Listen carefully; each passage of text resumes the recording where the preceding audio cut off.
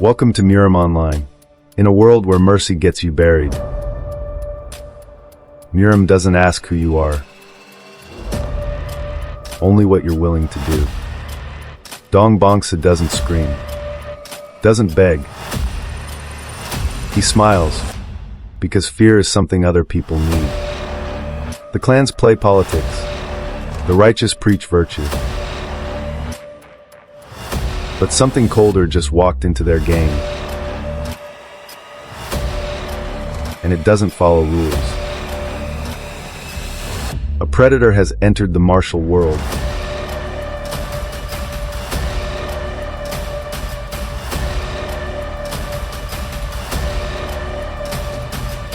And every conspiracy, every master, every hero just became prey. When Murim meets a psychopath, who's left to call it evil?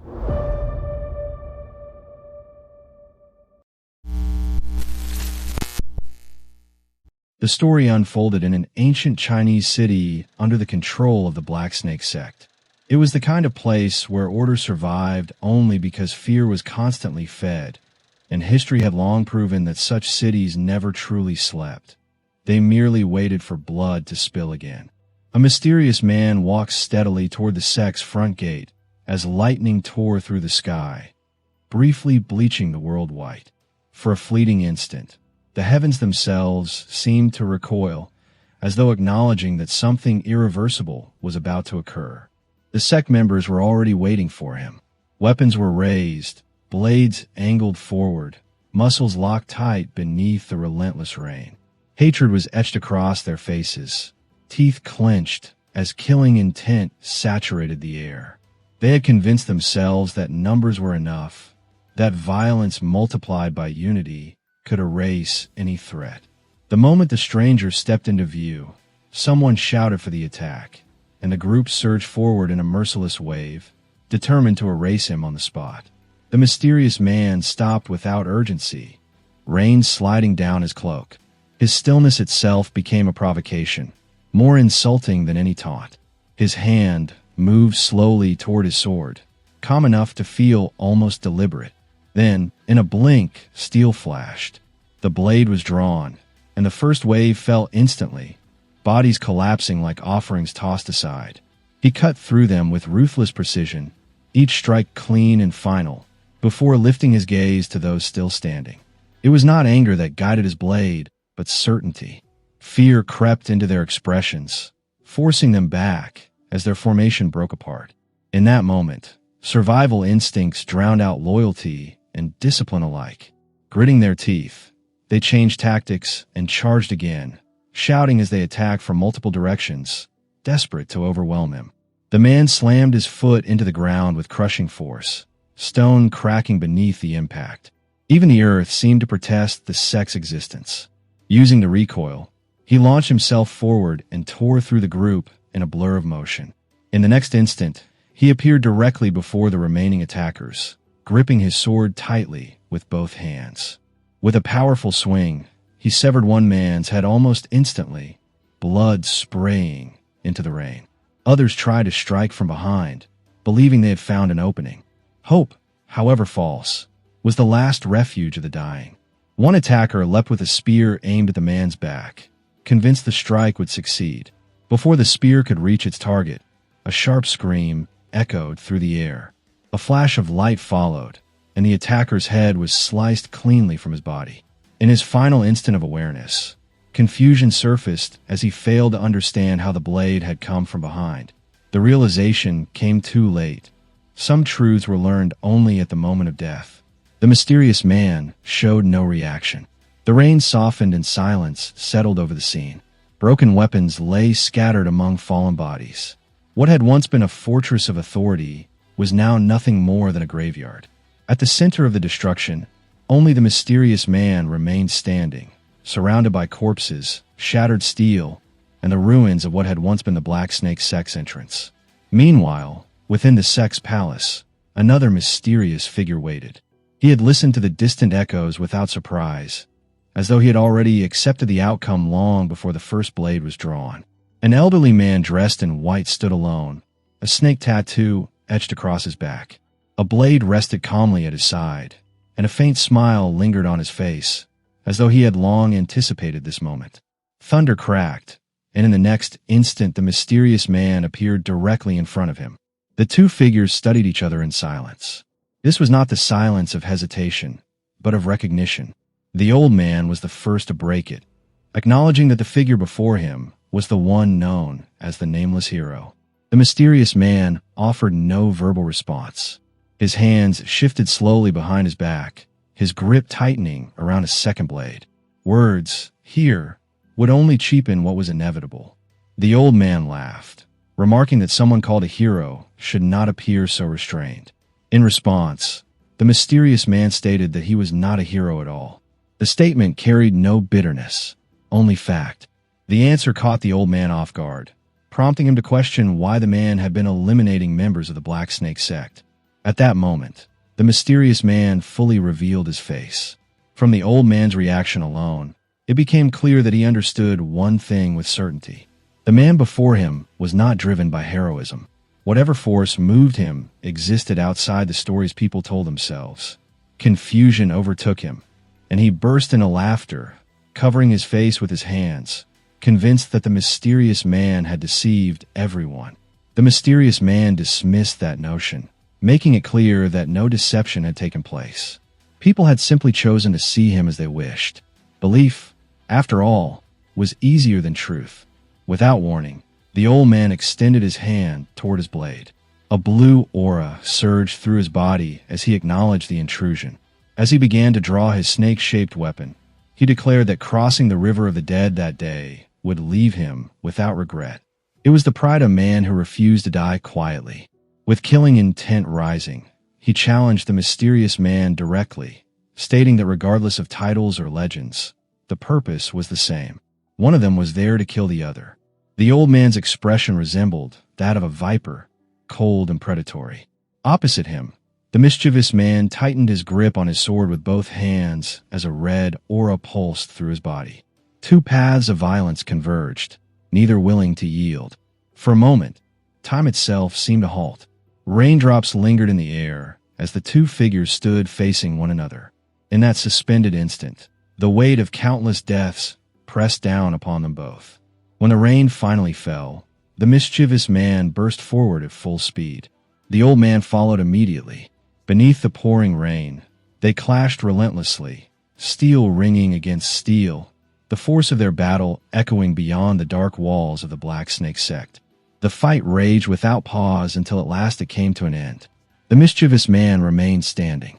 Blood coated his blade as he stepped out of the sect grounds. He slid the sword back into his sheath, a faint smirk forming on his face as thunder rolled overhead. The storm had found its answer. In the flash of lightning, his features were fully revealed. It was the face of Psychopath. To grasp the truth of this tale, it must be traced far back into the distant past. Some stories are born in glory, but others begin in silence and blood, long before anyone realizes they are already doomed. A lone petal drifted down and slipped into a barrel brimming with blood, its fragile form vanishing beneath the surface.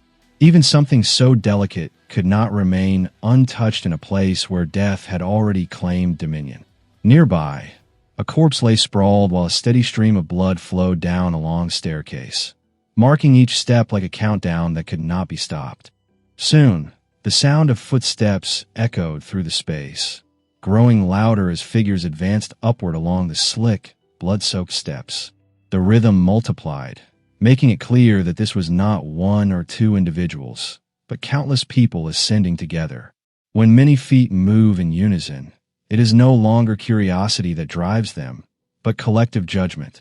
As the scene widened, a massive force emerged, marching beneath raised banners, each marked with different sect emblems across their backs, all pressing toward a towering ancient sect ahead.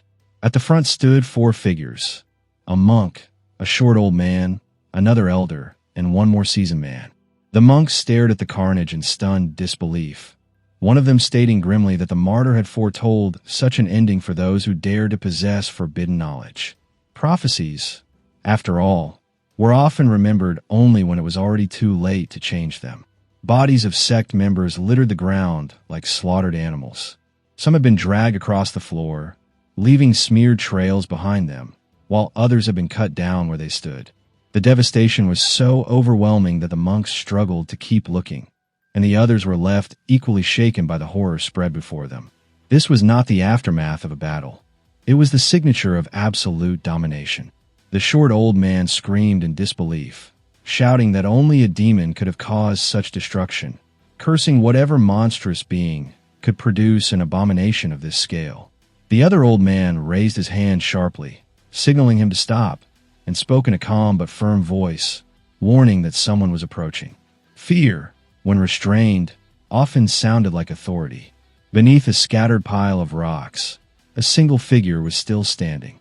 Against all reason, he remained alive, forcing himself forward step by trembling step.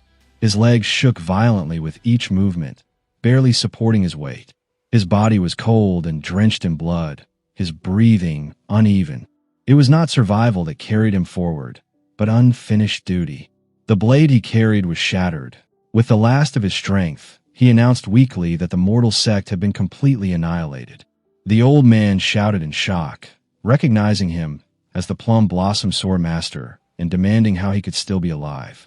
The man, barely holding on to life as blood continued to spill from his body, replied faintly that the destruction had been caused by only a single individual. One enemy, one hand, one will. Without warning, an intense pink light erupted from the direction where the Plum Blossom Sword Master had last stood. Whatever had arrived did not bother with stealth. It announced itself as inevitability. Panic rippled through the gathered sect members as voices shouted warnings, urging them to block the advancing presence. In the next instant, a violent explosion ripped through the area. Bodies and severed limbs were hurled into the air as the force tore outward, through the settling dust and debris. One man saw the Plum Blossom Sword Master split cleanly in two. Even legends were fragile when faced with something that did not recognize limits. A furious shout followed, demanding that the attacker reveal himself at once. Moments later, a lone figure emerged, walking forward at an unhurried pace while carrying a severed head. He advanced toward the assembled warriors, calmly observing them as if assessing the situation. This was not a man fleeing from pursuit, but one stepping into the center of judgment. Within the crowd, he recognized familiar representatives from Shaolin, Wang, Chongqing, and Nonghong. It quickly became apparent that the massacre had been carried out by a very young boy. He looked genuinely surprised by the sheer size of the force gathered against him. Surprise, not fear, crossed his face, an unsettling detail no one could ignore. He wielded a long blade and wore the attire of the Townhung sect, now soaked in blood. An enraged elder shouted at him, ordering him to speak, demanding his identity and the reason behind the slaughter. The boy scratched his head lightly and explained in a casual tone that he had come after hearing rumors that Matra was the strongest. The simplicity of his answer was more disturbing than any threat. Then he paused and let the severed head fall to the ground at the feet of the crowd. Blood streamed down his body as he calmly remarked that rumors could not be trusted. A monk examined the severed head and recognized it as belonging to the elder of the Mount Has sect. The realization spread through the assembled crowd in an instant. What they faced was no longer a mystery, but a warning written in flesh. The young boy raised his blade and pointed it toward them, stating that since they had gathered in such numbers, their combined strength must surely exceed that of the Mattress sect. His words ignited their fury. Faces twisted with rage, likened to roaring dragons, as weapons were raised one after another. Sect symbols and stances were revealed as they declared their intent to kill him immediately and appease the fallen souls of Mount Hua. Anger was easier than accepting fear. The four elders charged forward together, unleashing their full power and magical attacks toward the nameless swordsman. He remained still, letting out a quiet sound of surprise as he watched them approach. Not shock, amusement. Internally, he acknowledged that the situation was genuinely entertaining as he fixed his gaze on the four swordsmen closing in. The scene shifted. A man wearing a mysterious goggle over one eye appeared in a dim room. This was not a battlefield of flesh and steel, but a quieter place where consequences were reviewed after the blood had already dried. A faint smirk crossed his face as he lifted a hand to the device and decided to remove it. He exhaled slowly, gripping his neck as he questioned whether facing a combined assault from so many opponents was still overwhelming for him. The question was not born of doubt, but of curiosity. How much resistance was still necessary to feel something? As the goggle was finally lifted away, it slipped from his fingers, and a game cover struck the floor with a dull, hollow sound, skidding a short distance before coming to rest. He looked down at it in silence, not surprised, almost as if this reveal had been inevitable from the moment he first placed the device over his eye. The truth unfolded immediately after. What he had immersed himself in was a recently developed virtual reality game, already infamous for its excess. Severed limbs, crushed bodies, decapitations, and relentless violence were rendered with unsettling clarity. The mysterious boy continued staring at the fallen game cover. To him, no other game compared. It had never been entertainment. It was clarity, a space where instinct acted freely and consequences followed without delay. Still, he acknowledged the flaw with quiet calculation. Next time, he would need to be more discreet. Handling all the sect members at once may have been excessive, even for him, and excess always invited attention. The television remained on, light flickering across the room. A breaking news report cut through the silence, the anchor announcing that Mr. Ho of Darryl Corporation was missing, with authorities suspecting assassination. The boy watched without reaction. Violence, once again, had been compressed into speculation and headlines, packaged neatly for consumption before the world moved on to something else. As the report continued, a weak voice echoed from another room, pleading hoarsely for help. The sound irritated him, not because it existed, but because it reminded him of what he had forgotten while lost inside the game. Reality did not pause. There were no menus, no buffering screens, no convenient breaks. Pain here continued whether acknowledged or ignored. He turned his head toward the sound and answered calmly, his voice steady as he acknowledged it before rising from his chair. From behind it, he picked up an object, cold and heavy in his hand. A hammer. Without urgency, he walked toward the voice as the pleading grew more desperate, each word thinner than the last. Inside the dark room, a man sat slumped against the floor. Dried blood had pooled beneath him, while fresh streaks continued to run down his face. As the light shifted, the damage became unmistakable. One eye was swollen shut, the other flooded with tears. Sweat soaked his body as he begged desperately. The boy sat down in front of him and stared without expression. The hammer rested loosely in his hand, ordinary and unremarkable. He asked quietly whether the man truly wanted his help, and before an answer could form, his fingers seized the man's face, pressing his cheek with overwhelming force. The man screamed in confusion and terror, insisting he did not know why he had been taken, swearing he had done nothing wrong. His denial spilling out faster the harder he tried to cling to it. His voice rose in his sobbing pleas. The boy released him only when his head dropped forward. Photographs were then thrown across the floor, sliding and scattering at the man's feet. The images showed brutal murders, women and men reduced to nothing more than objects. The truth filled the room. The man stared at them, fear twisting into rage as he shouted, demanding to know how such evidence had been obtained. The boy answered evenly, his tone detached and emotionless. He explained that true innocence would have ensured the man was never brought here in the first place. This was not suspicion. It was confirmation. Faced with the photographs, the man collapsed again, screaming that he was repenting, begging desperately to be spared. Tears streamed down his face as his voice broke. The boy seized him without hesitation and hurled him aside. Speaking with cold indifference, he questioned why the man sounded so practiced at begging for mercy, remarking that such words lost meaning when repeated endlessly. He lifted the hammer and grabbed the man by the head, swinging down with brutal intent. The strike never landed. Driven by desperation, the man lunged forward and slammed his fist into the boy's stomach with every fragment of strength he had left. The impact sent the boy crashing backward toward the entrance of the room. Snarling, the man tore free from the restraints binding his hands and staggered upright, teeth grinding as rage finally smothered fear. He screamed threats and seized the hammer. The boy answered with a faint smirk, one that carried neither arrogance nor surprise. Screaming, the man charged and swung with lethal force. The boy stepped aside effortlessly, allowing the hammer to smash uselessly into the floor. When the man looked up, terror finally reached his eyes. In one fluid motion, the boy drove a savage punch into his stomach, then followed with a crushing kick to his face. The force sent the man hurtling across the room, where he slammed heavily into the ground. His face was destroyed. Both eyes were swollen shut, his nose crushed inward, broken teeth scattered across the floor. He screamed incoherently, begging for mercy, repeating again and again that he did not want to die, his body trembling as the weight of every choice he had made finally closed in on him. As his body shook beyond his control, the mysterious man finally chose to speak again, his voice steady and composed, as though he were explaining something mundane rather than delivering a verdict. He explained that most humans were herbivorous by nature, creatures who survived by avoiding conflict and clinging to safety, while a far smaller minority were carnivores.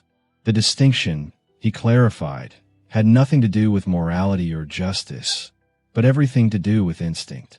Carnivores attacked without hesitation, hunted without remorse, and fed on those who could not fight back. That was simply how they were built. He stated calmly that his role existed because of them, that he was a hunter born to stalk and erase predators who treated others as prey. His eyes remained cold and merciless as he spoke, not fueled by anger or passion, but by certainty, as he declared that his purpose was to destroy those who lived by devouring the weak. Horror warped his face as he clawed backward across the floor, scrambling in a futile attempt to escape. The truth had finally arrived, but far too late to save him. He screamed for the hunter to stay away, his voice cracking as the distance between them shrank regardless of his efforts. Without warning, the door exploded inward. Armed men poured into the room, weapons raised, voices overlapping as they shouted orders for everyone to freeze. Authority had arrived, predictably late, as it always did when blood had already been spilled. The hunter stopped mid-motion as the room filled with uniforms and steel. One of the men stepped forward and announced, loud and official, that the hunter was under arrest on suspicion of kidnapping, unlawful confinement, and murder, his tone carrying the confidence of someone who believed the situation was finally under control. The hunter reacted with faint amusement, the corner of his mouth lifting as understanding settled in. So this was how they had found him. Justice, it seemed, moved at its own pace, and it rarely aligned with truth. Gunshots rang out suddenly, sharp and deafening, accompanied by shouted warnings that live ammunition was being used, as if the words themselves carried any meaning in a room already soaked in violence. He glanced down at the places where bullets tore into his body, the sensation distant, almost unreal. The world blurred at the edges as he raised his gaze toward the armed man, a strange sense of familiarity surfacing in his mind, like déjà vu born from repetition. A faint smile crossed his face. He spoke clearly, stating that the man on the floor had murdered 6 women, subjecting them to prolonged torture, photographing the acts, and killing them once he was finished. The man collapsed completely at those words, sobbing uncontrollably as tears streamed down his ruined face. The hunter continued, unfazed, pointing out that many of the men standing there in matching uniforms were no different, predators hiding behind authority. He described them as animals, carnivores who hunted ordinary people under the protection of law, and defined himself as the hunter created to prey on such creatures. He made it clear that their outrage was misplaced, that their fury should have been directed at the man writhing on the floor, not the one who had stopped him. One of the armed men raised his weapon while casually lighting a cigarette with his free hand, the gesture dripping with contempt. He dismissed everything the hunter said, claiming that all he saw was a psychopathic murderer who kidnapped and killed people. The hunter answered with bitter amusement, admitting that speaking to law enforcement had been pointless from the beginning. His grip tightened around the hammer, his hand trembling with intent as the decision finalized itself. A warning was shouted, but arrived far too late. The hunter lunged forward and brought the hammer down, ending the man's life instantly. As the blow landed, gunfire erupted in response, and the world fractured apart. One clear thought surfaced as consciousness began to fade. If another life were ever granted, it should be one filled with beasts he could kill without restraint. The bullet tore through his chest and pierced his heart, the impact aligning everything into sudden clarity, like a mural finally understood after years of confusion. Memories flashed through his mind, images of himself cleaning his blade, a blue aura filling the air around him. When the pain fully registered, his strength drained away, sweat pouring from his body as he collapsed onto the ground. The scene shifted again. This time, he was younger, his surroundings unfamiliar, his body lighter and weaker, as though he had been reborn into an entirely different world. Confusion spread through him as he realized he was still conscious despite having been shot. As the thought formed, a mysterious man approached, his presence heavy with malice. The man sneered in disbelief that the boy was still alive, mocking him as he recalled the effort it had taken to drag him out of the marketplace, and cursing the wasted attempt, then warned that the boy would certainly die tomorrow. With casual cruelty, he hurled the boy against a wall covered in dried plants, the impact sending him crashing to the ground. His vision swam as shock and confusion overwhelmed him. He reached back and grabbed a nearby stone, but a sudden wave of pain ripped through his body, forcing him down again as violent coughing racked his frame. As he stretched out his arm, something felt wrong, deeply and unmistakably wrong. Acting on instinct, he tore at his clothing and stared down at himself. The body was unfamiliar, marked with wounds he did not recognize. Slowly, he scanned his surroundings and lifted his gaze toward the sky. Recognition flickered faintly in his eyes as he whispered a single word under his breath. Murim. As he examined the markings around him, he realized they were written in Murim script. A bright white light spilled through a doorway, illuminating his malnourished, fragile body as he collapsed forward, hands pressed against the floor. Tears streamed down his face as he clawed at his skin, whispering that his wish had finally been granted. Even through the anguish, a grim smile spread across his lips. Before him, a message materialized in the air, hanging like a mirrored surface. Player Dongbongsil, welcome to Murim Online, the world where the strongest reside. As the words settled, his expression darkened, shadow swallowing his features as a chilling, almost grotesque smile slowly formed, as though something long buried had finally awakened and found a world worthy of it.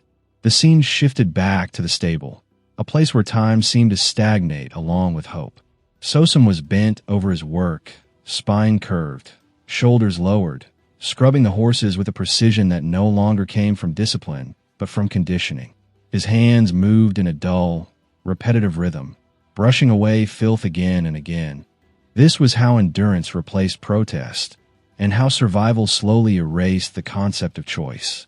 The stillness was shattered when the stable door exploded inward under a violent kick, the impact echoing sharply through the enclosed space. The force carried more than impatience. It carried intent. Before Sosum could even straighten his back, Mel stepped in behind him, pinching his nose with exaggerated disgust, as if the smell alone justified everything that followed. With a sharp flick of his hand, Mel ordered Sosum to follow, his expression twisted with irritation, as though the boy's presence itself was an offense. Sosum paused for a fraction of a second, his eyes drifting toward the unfinished work still behind him. That moment, insignificant to anyone else, was enough. Mel seized him roughly, fingers tightening into fabric and skin as he dragged him closer. His voice dripped with contempt as he reminded Sosum of his position, sneering that an orphan surviving on the Dan family scraps had no right to question orders. Words like fairness or reason had no place here. Resistance had never been an option. Hauled forward without ceremony, Sosum followed, because not following had always been punished far more severely. They reached the blacksmith's workshop, a cramped space thick with the scent of rusted metal and old oil. An elderly man stood amid heaps of worn blades and shattered weapons, his posture bent by years of labor and learned silence. Nearby loomed a large, intimidating figure whose presence alone suggested authority enforced through strength rather than reason. The blacksmith glanced up and asked why Mel was absent and why Dong Yu come instead.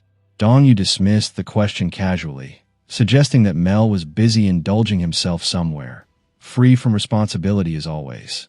The explanation was not challenged. The blacksmith did not respond. His gaze returned to the work, because asking further questions had never improved anyone's situation. The task was described plainly, almost cruelly so. A massive pile of rusted swords and broken weapons needed to be moved. The blacksmith noted that such labor would strain even two grown men. Dong Yu laughed openly, the sound bouncing off the walls as he declared that they already had the perfect beast of burden. Before the words fully settled, his boot slammed into Sosum's back. The impact drove the boy into the ground with brutal certainty, pain tearing through him as the air was ripped from his lungs. Sosum lay there gasping, chest heaving uselessly. Dong Yu barked for him to move, ordering him to stand and start working, his voice sharp with impatience and casual cruelty. As he rubbed his hands together, he reconsidered aloud and decided Sosum could handle the entire task alone. Satisfied with that logic, he turned and left, abandoning the boy where he had fallen. Responsibility, here, was something that always flowed downward. The blacksmith watched in silence. For a brief instant, pity flickered across his aged face, followed by unease, then calculation. The moment passed. Habit 1. He chose inaction, allowing the suffering to continue uninterrupted. Silence, in this world, was not neutrality. It was participation. With no one left to rely on, Sosum forced himself upright and began lifting the heavy sacks of weapons onto his back. The weight crushed down mercilessly, far beyond what his frail body could endure. He staggered forward, collapsed, then dragged himself upright again. Each fall was followed by nothing but will, pulling him back up not because he believed in something better, but because stopping had never been allowed. His body shook violently, breath shallow and uneven, yet he continued. This was how people were broken, not in one moment, but over many. Eventually, even the blacksmith could no longer ignore what he was seeing. He remarked quietly that Sosum had grown dangerously pale and suggested rest, warning that collapse was inevitable. Sosum insisted weakly that he could continue, but his body contradicted him almost immediately. His vision blurred, the edges of the world bleeding together. Sounds stretched and warped, drifting in and out as though he were sinking underwater. From somewhere impossibly distant, he heard his name being called. Within his fading consciousness, a question surfaced, sharp and merciless, asking whether this miserable existence was all his life would ever amount to. No answer came. At last, his body failed completely, and Sosum collapsed, exhaustion swallowing him whole. When his eyes opened again, the world felt wrong. A towering shadow loomed before him, radiating pressure so heavy it felt physical. Dazed and hollow, Sosum barely reacted before an overwhelming force struck him, a blow so immense it erased sensation entirely. As pain returned in fragments, memories surfaced without restraint. Losing his family to a violent typhoon, standing before the Dan family's gate, begging for a chance to live. The humiliation replayed endlessly, each memory layered atop the next. Slowly, a devastating realization formed. His life felt like a mistake, as though something had gone wrong from the moment he was born. Deep within his consciousness, something unseen pleaded desperately to be saved. Even despair, it seemed, wanted to survive. Reality snapped back with brutal clarity. Sosum lay on the cold stable floor, his body broken beyond what it should have endured. Yet his eyes now glowed with a chilling red light, and a twisted smile crept slowly across his face. As he rose, something fundamental had changed. His movements were steady, deliberate, stripped of hesitation. Without pause, he walked back into the stable and caught his reflection in the water. The name surfaced naturally. Sosum. A cough tore from his throat as pain surged through the fragile frame. The body was thin, damaged, teetering on collapse. The filthy, cramped stable confirmed it. Nothing about the place had changed. Only the one standing within it had. The truth settled heavily. The original Sosum had died from a beating. What now occupied this body was someone else entirely. As that realization struggled to anchor itself, something unnatural appeared. A massive blue screen materialized in midair, glowing vividly as it welcomed him to Murim Online. The interface was unmistakable. A system, a structure imposed on reality. Its presence confirmed what he had already begun to suspect. This world obeyed rules, and he was now bound to them. Elsewhere in the village, Mel walked through the streets with a bowl of food in hand, muttering irritably. He complained about always being the one left to clean up after others. His resentment deepened as he recalled Sosum crossing paths with Pang Dorian, a man infamous for his violent temper. That encounter had angered the master, and Mel had paid the price. For a moment, darker thoughts surfaced. Killing the boy outright would end the inconvenience. He dismissed the idea just as quickly. The risk was too high. Being caught would cost him everything. Instead, he kicked open the stable door and flung the bowl inside, food scattering across the dirt floor near Sosum. The boy did not react. His glowing red eyes watched everything with unsettling calm, already measuring the space, already calculating. Survival was no longer enough. Something else had begun. 2 weeks had passed since he first opened his eyes in this world. In that time, Sosum had learned to survive by becoming invisible, quietly gathering information while appearing harmless. He listened carefully to Mackle's idle conversations, remembered fragments others dismissed as meaningless, and observed everything around him with the patience of someone who had learned that ignorance was lethal. The first truth he uncovered was deceptively simple. The people here spoke Chinese, their words familiar in sound, yet the land itself was unmistakably not China. Familiar language did not mean familiar rules, and Sosum understood early that assuming otherwise would get him killed. Nearby, guards trained openly in a courtyard, their movements immediately betraying the lie of normalcy. Swords flashed through the air with speed that defied the limits of an ordinary human body. Fighters leapt effortlessly, their feet barely touching the ground, as if gravity itself had been negotiated rather than obeyed. Entire formations shifted together in flawless synchronization, not through shouted commands, but through instinct honed by repetition and blood. This was not performance, nor tradition preserved for ceremony. Martial arts here were not stories passed down to impress children. They were real, functional, and terrifyingly efficient. Sosum watched as martial artists crossed the courtyard in arcs that resembled flight more than movement, their precision sharper than anything he had ever witnessed. One of the trainers stepped forward and began practicing alone, his expression focused to the point of severity. His sword traced clean, deliberate paths through the air. Moments later, the others followed, their movements aligning as if bound by an unseen rhythm. Strike followed strike in perfect harmony, not a single motion wasted. Sosum remained silent, watching closely, imprinting every detail into his mind. A realization settled slowly but heavily within him. Martial arts in this world were not techniques that could be memorized or performances meant to be admired. They were alive. They adapted, responded, and consumed the weak. This place was not an imitation or a simulation. It was not a story, nor a myth retold through exaggeration. What stood before him was the true Murim Online, stripped of filters and safety. The second discovery was the system itself. The Murim Online status window functioned flawlessly, responding instantly to his thoughts, yet remained invisible to everyone else. Even with the system's presence, Sosum understood something crucial. This world was not virtual. The people here were not hollow constructs waiting for scripted responses.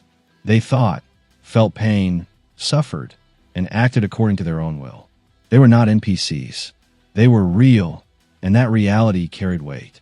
As Sosum stared at the glowing blue screen only he could see, he briefly questioned whether he was still human or merely a player wearing human skin. The question lost relevance almost immediately. Whatever he was, this world existed, and that truth mattered more than labels. His thoughts were interrupted when Dong Yu appeared at the entrance of the stable, his expression twisted with mockery that barely concealed lingering resentment. He approached with deliberate steps, still bitter over having been punished in Sosum's place. This time, however, Sosum did not shrink away. He rose calmly, his movements unhurried, and picked up the spilled bowl from the ground. Without hesitation, He began eating the food directly from the dirt. There was no shame in his posture, no hesitation in his hands. The act itself was a quiet provocation, a rejection of the humiliation that had once broken him. Dong Yu's fury ignited instantly. He lunged forward without thinking, his attack wild and emotional. Sosum reacted the moment intent crossed the threshold into action. He raised the bowl and intercepted the strike with precise timing, the motion clean and controlled. Shock flickered across Dong Yu's face, the kind born from realizing the rules had changed without warning. Before he could recover, Sosum countered with a sharp punch, measured and efficient. The red glow in Sosum's eyes deepened as he seized Dong Yu by the neck and drove him into the ground with crushing force. In that moment, terror replaced arrogance. Dong Yu understood with sudden clarity that the boy he had tormented no longer existed. What stood before him now was something else entirely, something that did not recognize old hierarchies. Sosum did not hesitate. His fists fell again and again, each strike heavier, more deliberate than the last.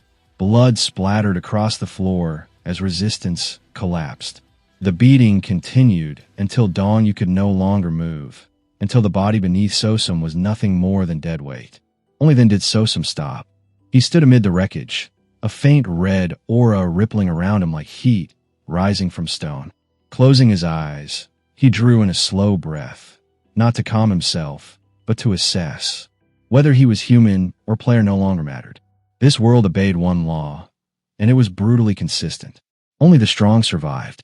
Strength decided everything. There was no need to hide anymore. He was not prey. He was a predator, and predators did not ask for permission.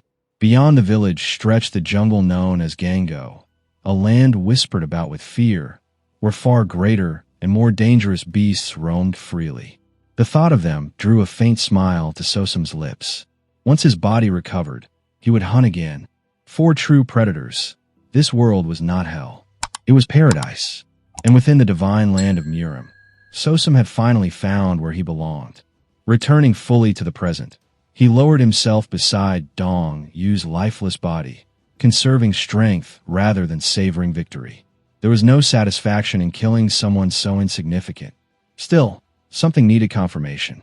With a calm expression, Sosum focused on the corpse, a theory forming with quiet certainty.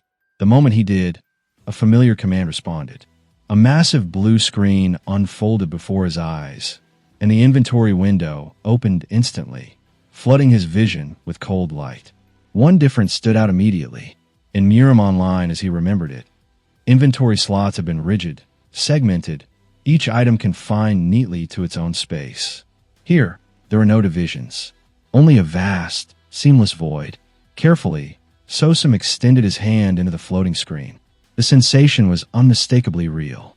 The space within stretched endlessly, far beyond 100 pyong in volume. His gaze shifted from his hand to Dong Yu's body, and the idea solidified. Recalling how the system once worked, he stepped closer and pressed his hand against the corpse's face. The response was immediate. The body warped unnaturally, flickering like a corrupted image fighting to remain whole. Blue light swallowed it, dragging it inward as if pulled into an unseen abyss. Within seconds, Dong Yu vanished without leaving a trace. Sosum stood in silence, absorbing the implication. Disposing of bodies had never been simpler. A more dangerous thought followed. If corpses could be stored, what about the living? Would they remain alive inside? His expression grew thoughtful. That question would require careful testing. The scene shifted to the following day. In a crowded courtyard, several men stood chatting casually while Sosum swept nearby. His movements appeared slow, obedient, almost dull, yet his awareness remained razor-sharp. Two guards laughed as they exchanged gossip, careless in their comfort. Sosum continued working, listening without drawing attention. Then irritation turned toward him. Without warning, a sharp slap struck his face. His head snapped aside from the impact, but he did not resist. Blood trickled down his cheek as he lowered his gaze, already calculating the cost of remembering this moment. The guard's irritation deepened when Sosum continued to say nothing, interpreting the silence as sudden muteness rather than defiance. The man's expression twisted with offense, as though being ignored was a greater crime than violence itself. Sosum answered by deliberately dulling his gaze, letting his eyes wander and his face slacken into vacant confusion. The guard grabbed him roughly by the clothes, fingers digging in as he hurled fresh insults and accusations. Eventually, tiring of the exercise, he jabbed a finger toward a nearby horse and ordered Sosum to take it out for a walk. Sosum bowed clumsily, letting his body sway just enough, stammering broken sounds that barely resembled speech. The display irritated the guard further, who waved him away in disgust, satisfied that humiliation had been properly reinforced. Sosum led the horse through the village streets, moving in an unhurried pace that invited no attention. Crowded lanes opened into a lively marketplace where merchants shouted prices over one another, voices colliding as people bargained loudly and stalls overflowed with goods. To everyone else, it was noise and color. To Sosum, it was data. Each detail settled into his mind with cold precision. Then, from the corner of his vision, a subtle movement drew his attention. In a narrow alley, a group of children stood watching him, silent and still, their eyes sharp with the kind of curiosity that learned cruelty early. One of them suddenly hurled a stone. It struck Sosum squarely on the head. Pain flared, hot and immediate, as blood ran down his face. The children erupted into laughter, voices sharp with mockery, as they shouted insults without restraint. For a brief moment, something dangerous surfaced. Sosum turned slowly, his movements deliberate. The air around him shifted, thickening, and for an instant his presence darkened, red light burning in his eyes with unrestrained fury. The laughter died. The children froze where they stood. One boy rubbed his eyes repeatedly, uncertain whether what he had seen was real or imagined. Then it was gone. Sosum let the emptiness return to his expression, as though nothing had occurred. He neither glared nor spoke. Turning away, he resumed, leading the horse forward. Encouraged by the absence of reaction, the children laughed again, throwing more objects before scattering and running off. Sosum ignored it all. His head remained lowered, his steps steady and even. Words, at this point, had lost the power to reach him. Elsewhere, Machiel vented his frustration while scrubbing weapons clean, muttering curses under his breath as his hands worked the metal. That irritation followed him as he made his way toward Dong Yu's room, a faint unease creeping in despite himself as he wondered whether the brute might actually be dead. When he pushed the door open, shock spread across his face. Sosum stepped out calmly, meeting him without a word. Inside the room, every weapon had been cleaned with obsessive care and arranged in perfect order, each blade placed as though measured. The sight unsettled Machiel more than disorder ever could. An uncomfortable question surfaced in his mind. Had the boy finished Dong Yu's work, as well as his own? Sosum simply looked at him, expression unreadable. Machiel quickly constructed an explanation that allowed him comfort. The beating must have finally worked. Fear, it seemed, had succeeded where cruelty alone had failed. As that conclusion settled, Sosum extended a small pouch toward him. Machiel took it instinctively and opened it, his eyes widening at the weight inside. Coins filled the pouch, heavy and unmistakable. Payment. For a moment, he was stunned. Then laughter burst from him, loud and satisfied. Certain the boy had finally learned how the world truly functioned. He accepted the money with rough approval and walked away in high spirits. From a distance, Sosum watched without expression, his gaze cold as he noted the quiet irony. Machiel never realized he had just taken back his own money. Walking through the city, Machiel rolled the pouch in his palm, savoring its weight as though it were proof of his importance. His mood lifted further as he decided to enjoy himself that night, abandoning his usual routine. The day, after all, had turned out better than expected. He arrived soon after a large building and tossed the pouch lightly into the air, catching it with smug satisfaction. A man stationed at the entrance greeted him warmly, recognizing him at once. Machiel made his request clear with a leering grin, the meaning unspoken but obvious. Though briefly surprised, the man accepted after confirming the details. Coins changed hands, and Machiel was directed toward a room at the far end of the second floor. Left alone inside, Machiel waited impatiently. Moments later, a woman entered the room. Her beauty struck him harder than anticipated, exceeding what he had expected to receive. Nervous excitement tightened his chest as she approached. She knelt gracefully, preparing to serve him, and Machiel's grin stretched wider as he welcomed it without restraint. What he did not know was that a single read, "I watched everything through a narrow hole in the wall." Every movement, every breath, was observed with unwavering focus. The presence hidden in the shadows was Sosum, his expression dark, controlled, and stripped of mercy. The scene shifted back to the front desk, where the receptionist calmly directed another visitor toward the second floor. Watching Machiel disappear down the corridor stirred a wave of disgust in him. The thought of Machiel chasing a girl young enough to be his own daughter turned his stomach. Still, his attention drifted to the pouch of coins resting in his hand. After a brief pause, he reasoned that money itself carried no guilt. With that justification, he slipped it into his pocket. Moments later, a dark silhouette appeared in the doorway. The receptionist squinted, confusion giving way to recognition as the young warrior stepped forward without invitation. Annoyance flickered across the man's face as he rose, clearly offended by the interruption. His expression hardened as he warned the boy that he had crossed a line. In response, Sosum slowly produced a pouch of coins identical to the one offered earlier. He stammered deliberately, gesturing toward a specific girl with feigned hesitation. Greed smothered the receptionist's irritation instantly. He accepted the pouch eagerly, opening it to confirm it was filled with coins just like the first. The realization followed quickly. This night promised double profit. Without further objection, he gestured toward a second room at the end of the hallway and allowed Sosum to pass. With the path cleared, Sosum moved without sound toward his destination. Inside the room, Machiel was distracted, unaware of the presence slipping in behind him as a shadow crossed the doorway. His instincts reacted too late to matter.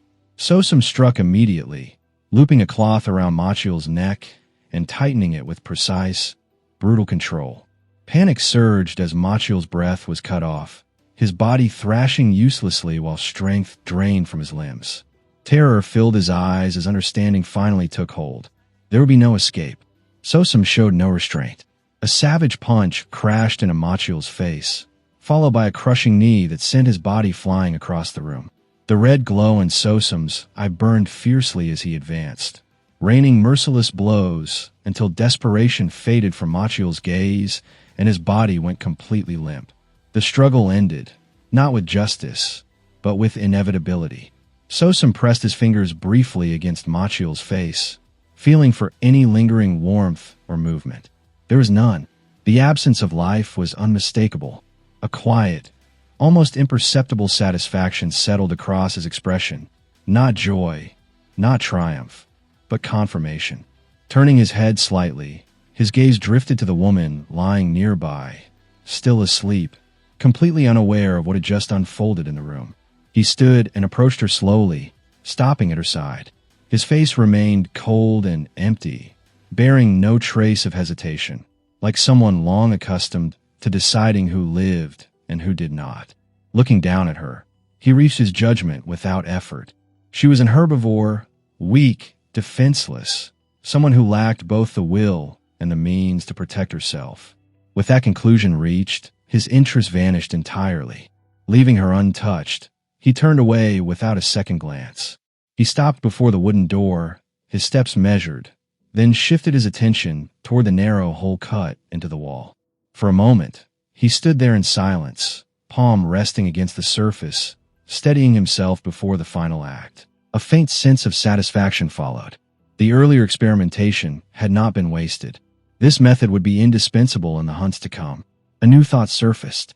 Sosum focused, and as expected, the familiar blue status screen materialized before his eyes. His experience bar had risen. The confirmation left no room for doubt. Killing in this world granted experience, and with enough accumulation, growth was inevitable.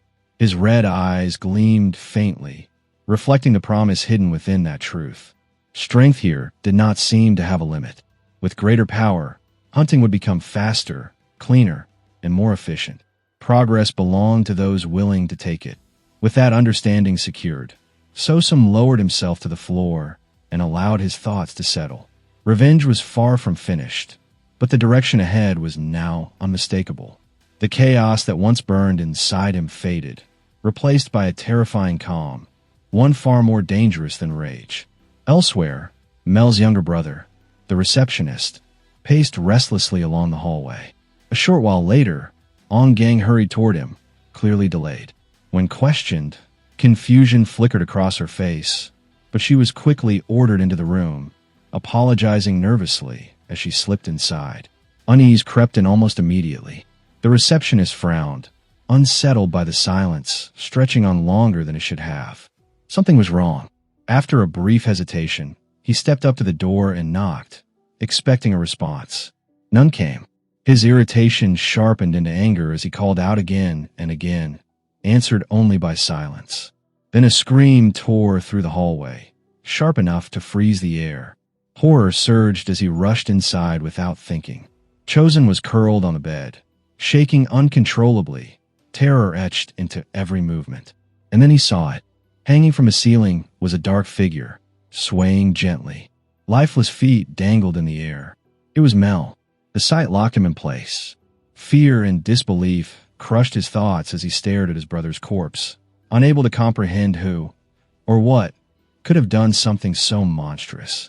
Somewhere beyond the walls, the predator had already moved on. The narrative drifted backward, returning to Anhui.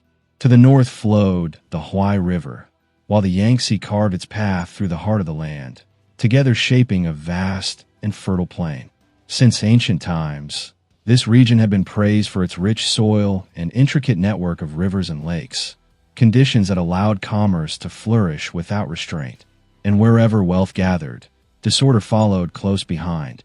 Bandits and unorthodox factions spread unchecked, growing bolder alongside prosperity. In response, many rose to oppose them. Across Anhui, clans and sects devoted to enforcing the laws of Murim were established, standing as barriers against the rising chaos. Among them, two names eclipsed the rest. The Namgung clan, one of the 5 great clans of the Central Plains and the strongest sect in Anhui, and the Danri clan. Though the Danri clan could not rival Namgung in sheer prestige, it possessed something just as feared: its specialized combat force, the Cross Heaven Sword Division, and more importantly, its intelligence and enforcement arm, the Black Crow Squad. Through ruthless efficiency and flawless coordination, the Black Crow Squad earned a reputation that spread throughout Anhui. Their information network was so formidable that even the Beggar sect, famed for knowing all things worth knowing, reluctantly admitted inferiority, at least within this region. Yet recently, even the Black Crow Squad had encountered a phenomenon it could not easily explain. Inside the headquarters, a subordinate bowed deeply as he presented a scroll to his superior. The man receiving it was G.I. Daehyo, leader of the Black Crow Squad. As his eyes moved across the contents, a grim realization surfaced. Another suicide.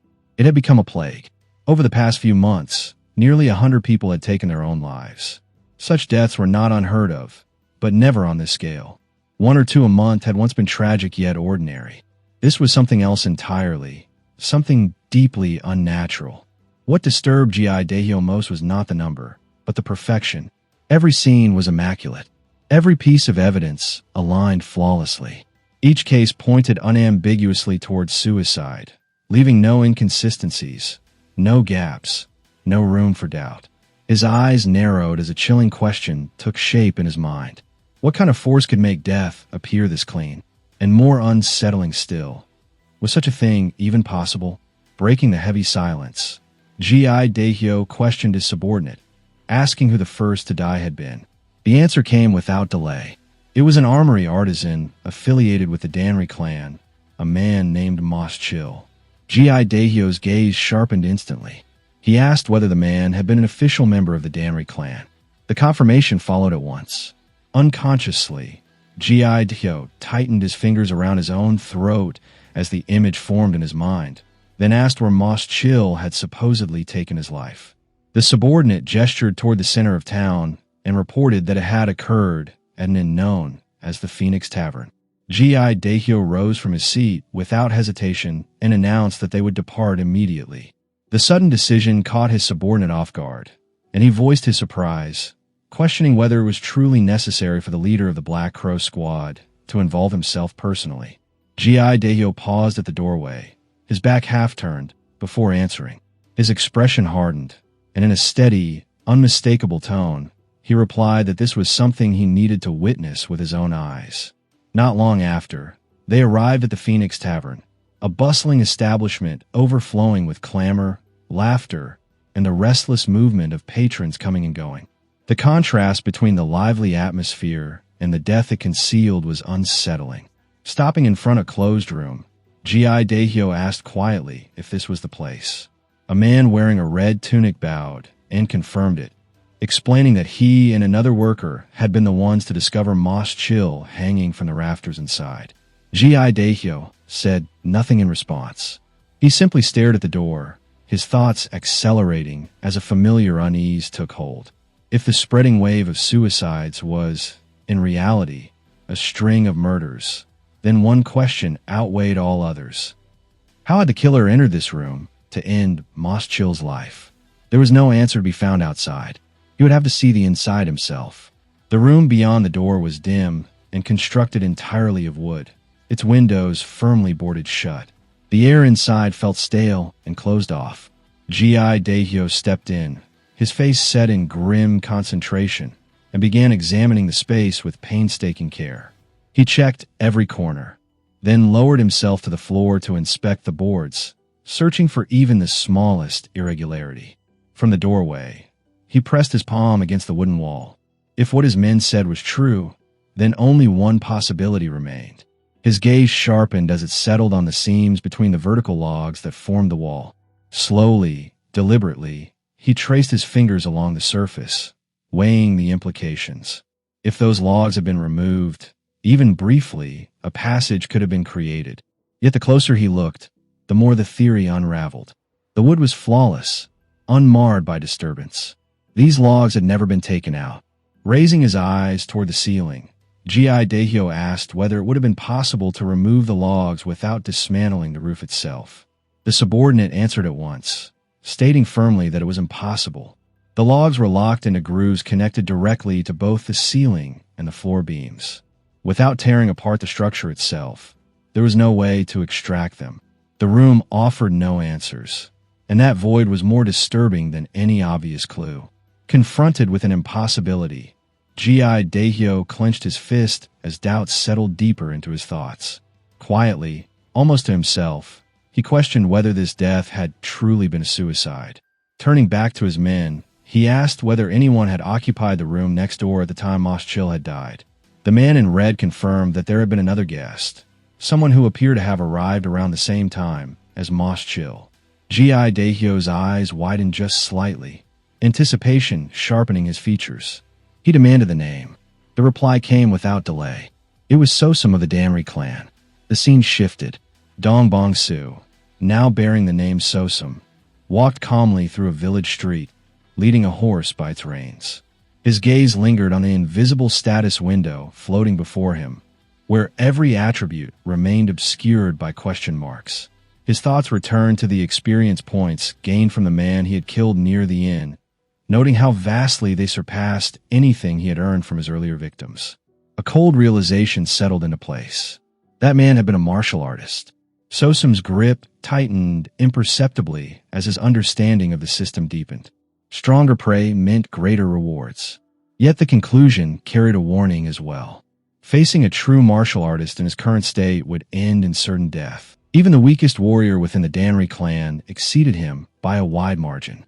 What he required were targets that existed between ordinary civilians and trained martial artists. The calm was abruptly shattered by a loud, jeering voice.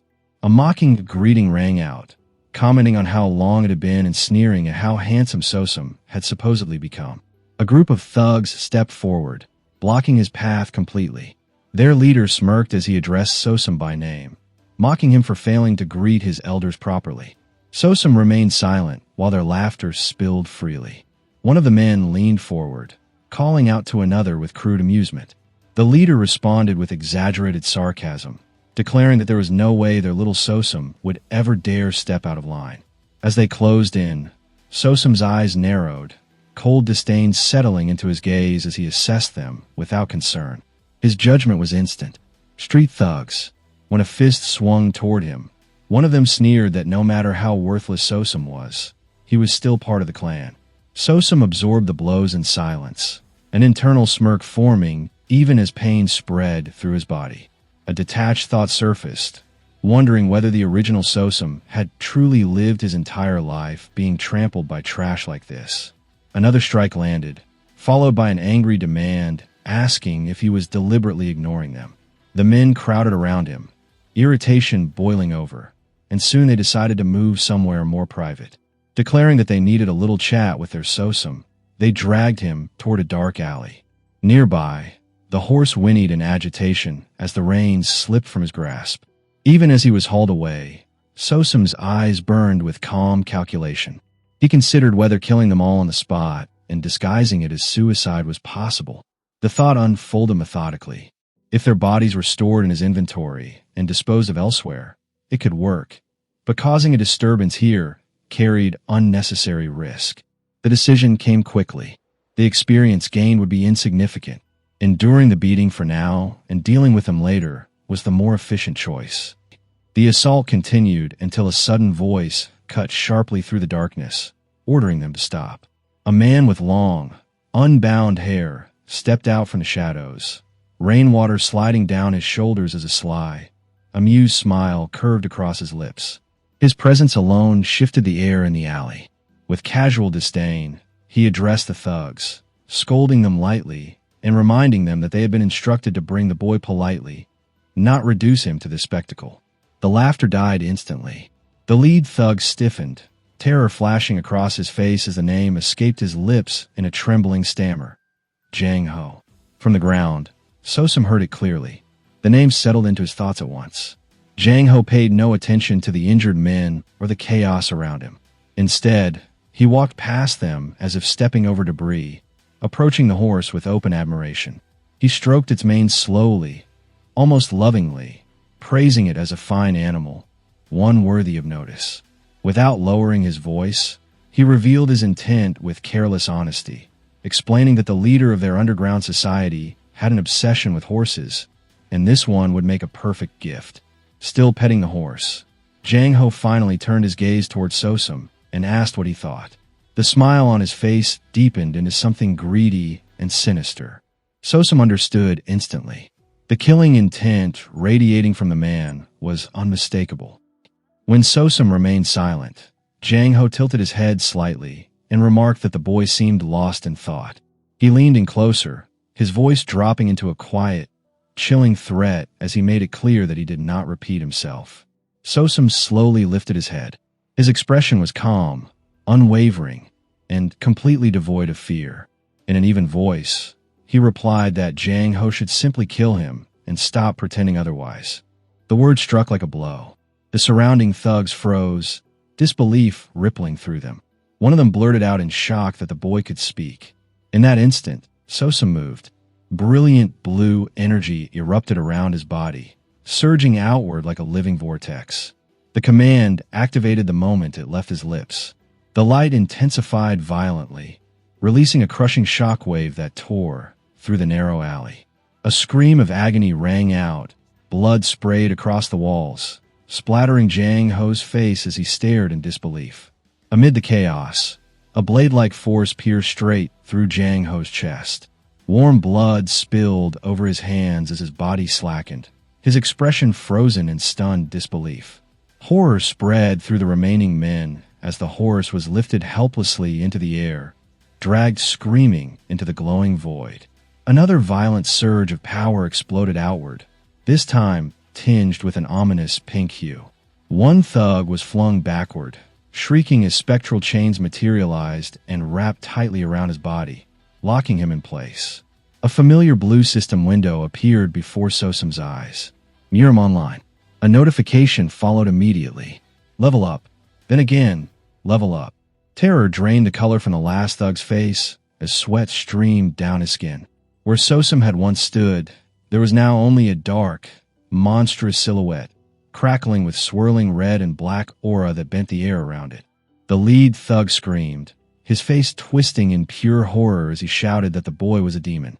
Panic overwhelmed him, erasing all reason. Fear twisted into desperation as he bellowed for everyone to attack, screaming that they had to kill the demon before it was too late. One of the bandits broke and ran, sprinting down the alley at full speed, his thoughts spiraling as he struggled to understand what was happening. He stumbled but forced himself onward, convinced that escape was still possible. Seeing the mouth of the alley ahead, he wondered what that thing chasing him could even be. His chest tightened, terror crushing his lungs as he screamed for help. In the next instant, one of his legs vanished. He howled as he lost balance and slammed into the ground. His screams echoed unanswered through the rain. As his vision blurred, he stretched out a trembling hand, unable to believe what was happening, wondering if this was how he would die. In that moment of clarity, he saw himself for what he truly was, a loser, a living money pouch who existed only to shake and hand over coins when beaten. When he tried to crawl away, Sosum approached from behind, his shadow swallowing the man completely. The bandit looked up, terror consuming him as he thought desperately that he had only been trying to earn money the way he always had. Without hesitation, Sosum struck him, knocking him unconscious with a single precise blow. He seized the man by the collar and dragged him deeper into the alley as consciousness flickered in and out. The bandit's thoughts spiraled wildly, convinced that he would die at the hands of a demon who looked painfully ordinary. Time passed. Deep within the darkest part of the alley, the sound of rummaging echoed softly. The noise drew closer until the bandit jolted awake, gasping for breath. Sosum stood over him and remarked calmly that he was finally awake. Bound tightly, the man trembled uncontrollably and called him a demon as Sosum stepped closer. Unable to meet his gaze, sweat poured down the man's face as Sosum placed a knife gently against his neck and asked who the man was. The one who had died first after acting tough. Panic overwhelmed him. He stammered, asking if Sosum meant Jang Ho. Sosum confirmed it and added that Jang Ho had mentioned something earlier, something called black. At that word, the bandit screamed and confessed in terror that it was the Black Snake, the Black Snake Society. He explained in frantic detail that it was one of the ebony syndicates controlling the black alleys of Bonghang, and that Jang Ho had been an executive within the organization. As Sosum pressed the knife closer, surprise flickered briefly across his expression at the revelation of Jang Ho's status. A moment later, another detail surfaced in Sosum's mind. He mentioned that Jang Ho had also spoken about their leader. The bandit broke completely, shouting that it was true, repeatedly naming Bang Piyum as the leader of the Black Snake Society. He added in desperation that Bang Piyum himself had ordered Jang Ho to kill Master Sosum and retrieve the horse. The final pieces slid into place. Sosum's expression hardened as he understood the structure clearly. The Black Snake Society operated under a rigid hierarchy, ruled by a single figure. In modern terms, they were nothing more than organized gangs. Sosum stepped closer, a faint smile touching his lips. The bandit seemed to accept his fate as Sosum told him that he would need to reveal everything he knew about the Black Snake Society, and that he would be allowed to live if the information proved useful. Hope surged through the man, his expression brightening as he stammered and asked if it was truly possible. In the next moment, his lifeless body lay sprawled across the alley floor, blood spreading silently beneath him as the rain continued to fall. Sosum held his hand suspended above the corpse as he summoned his inventory. Pale light seeped outward, swallowing the shadows at his feet. A quiet breath escaped him as a single thought surfaced. Was this truly enough? Had he erased every trace of what he had done here? When the glow faded, he scanned the alley once more. There were no bodies left behind, no bloodstains, no signs of struggle. Only the horse remained, standing patiently nearby as if nothing had occurred. He lowered himself onto the cold ground and sat there in silence, replaying the information he had extracted from the bandits. At last, the name had surfaced. The Ebony Syndicate. The structure behind the chaos was finally visible. Until now, he had been searching blindly for prey that existed somewhere between ordinary civilians and true martial artists. Targets strong enough to fuel his growth, but weak enough to be hunted. By chance, he had stumbled upon exactly what he needed. Resolve hardened in his eyes. From this point forward, He would prepare himself to hunt them deliberately. These people would become his quarry. As the thought of leveling up crossed his mind, his attention drifted to his hands. They were completely healed. Not just the bruises and cuts he remembered, but every wound he had accumulated across his body was gone. His expression grew thoughtful as he considered the implications. If superficial wounds could be healed so completely, what about deeper damage? What about vital organs, the heart, the brain? He clenched his fists, feeling strength pulse through his limbs, and sensed it clearly. He was close to leveling up again. The idea of taking calculated risks no longer felt unreasonable. Then his thoughts returned to the blinding light that had engulfed the alley during his earlier breakthrough. That brilliance had not gone unnoticed, and therein lay the problem. Leveling up was far too conspicuous. It was a flare fired into the darkness, one that could easily draw predators far stronger than himself. The conclusion formed without hesitation. It had to be concealed. The inventory method was no exception. Killing itself had to remain unseen. A hunter who wished to survive among prey could not afford attention. He had to appear ordinary, unremarkable, forgettable. Only by blending in completely could he become the ultimate predator. Sosum decided then that leveling up would only occur once a hunt had ended, or in places where no witnesses existed, where only prey remained. With his thoughts settled, he rose from the ground and grasped the horse's reins. Leading it out of the valley, he moved steadily toward the city. As he walked, scattered lights reflected faintly across his body, stretching and distorting along the wet streets. His mind drifted back to Jang Ho. If that man had been even slightly more cautious, or slightly stronger, the outcome might have been very different. Pretending to be mute, he realized, was no longer sufficient. It was camouflage, but a fragile one. To survive in the city, he would need strength that did not announce itself. Power that could be hidden until the moment it was unleashed. As he merged into the flow of people and vanished among them, one truth became clear. From now on, he would have to kill opponents who were stronger than before. Then, without warning, everything shifted. A hand clamped down on his shoulder. A voice followed, cold and sharp, asking whether he was Sosum. His eyes widened as shock rippled through him. The presence behind him was unmistakable. The man standing there was one of the leaders of the two great clans. Killing intent radiated from him, like a blade drawn halfway from its sheath, as he demanded to know whether Sosum was the one who had killed Machio. In the same instant, crushing pressure poured from the hand, gripping his shoulder, pinning him in place. The world fractured. Time rewound. A system panel materialized before his eyes, announcing that a critical error had occurred within Murim Online. The message stated calmly that the game could continue without issue. The notification startled him. The timing was too precise. The error had appeared immediately after he reached level 2. When his surroundings solidified again, he found himself back in the stable, staring at the panel in silence. Understanding followed. The cause was obvious. His existence itself was the contradiction. A being who should not have existed inside the system was now operating alongside it. The error did not lie in the world. It lay in him. Resting his hands against his jaw, he let out a quiet breath. His presence alone was already a critical flaw. After interacting with the panel, the display shifted. The status screen appeared, listing attack power, intelligence, quests, equipment, and items. He studied each section carefully. The attributes that had once been marked only by question marks were now displayed as gauge bars. That change confirmed his suspicion. Reality could not be measured with the same precision as a game, and the system was being forced to adapt. He selected the Skills tab.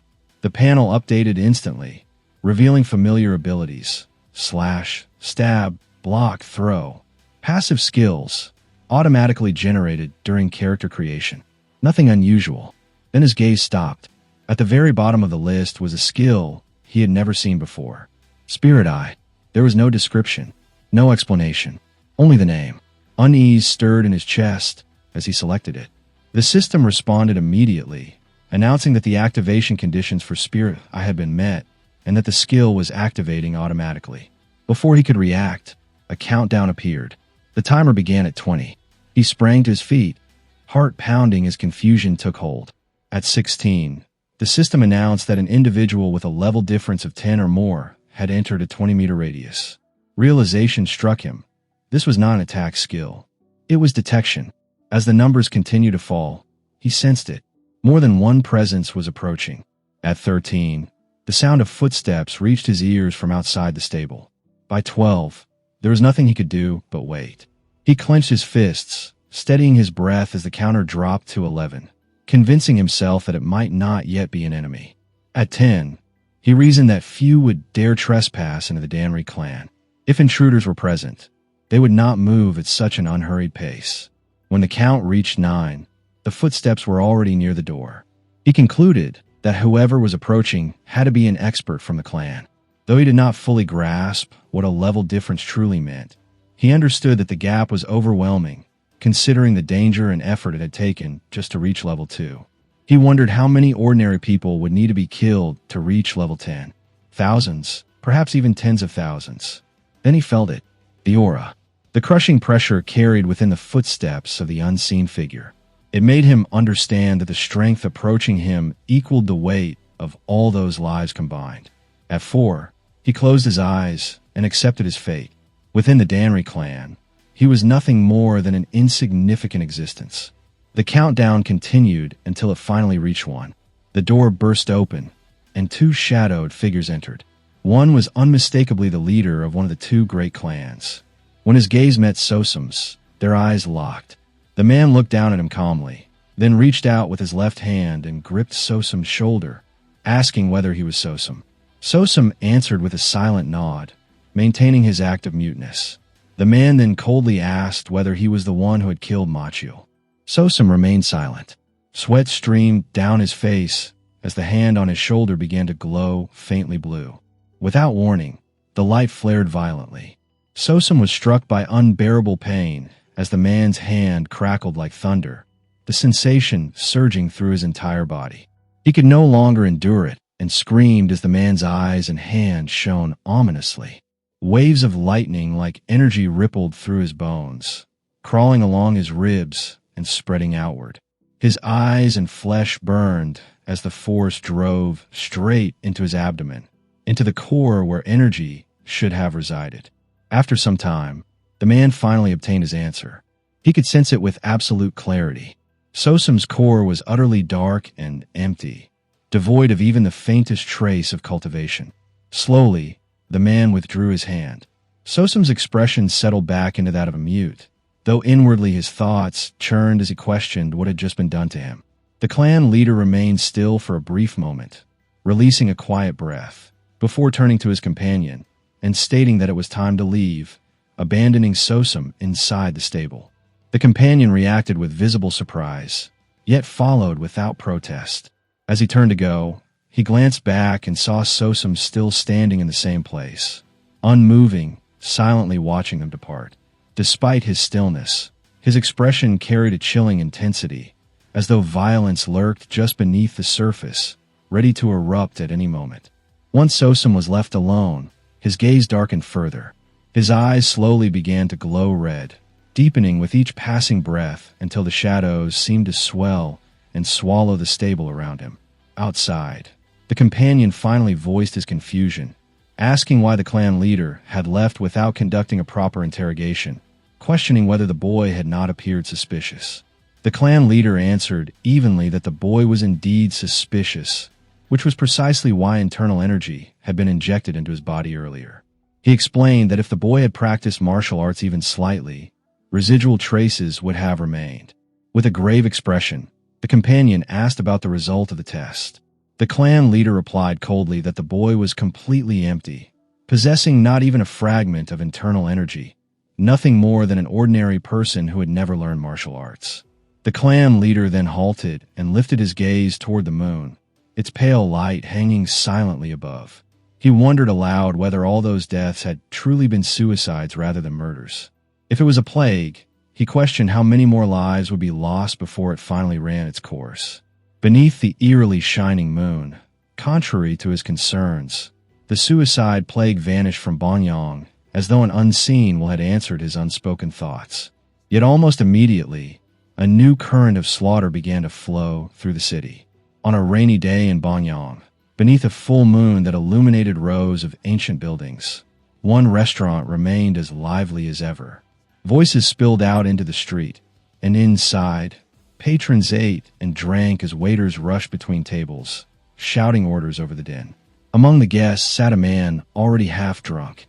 He slammed his cup onto the table and let out a heavy sigh before asking his companion if he had heard the story. The middle-aged man across from him asked whether he meant the nameless swordsman. The drunk man scoffed, declaring that it was impossible not to have heard of him. He insisted that he should be called the Great Nameless Swordsman, boasting loudly that he was slaughtering members of the Ebony Syndicate. His companion quickly urged him to lower his voice, warning that such words could bring serious trouble if overheard. The drunk man ignored the caution entirely, shouting that he wanted everyone to hear. He went on to claim that among the so-called powerful factions of the Ebony Syndicate, the White Tiger Unit and the Red Wolf Set had already been completely wiped out. The middle-aged man cautioned him again, saying there were still territories untouched, and added that if members of the Black Snake Society heard such talk, the consequences would be disastrous. The drunk man merely laughed, forming crude hand signs with his fists as he declared that their time would come soon as well, and that the Great Nameless Swordsman would crush them just the same. The loud exchange drew the attention of several nearby patrons, including a mysterious figure wearing a cloak and a straw hat. Without saying a word, the man rose from his seat and left the restaurant.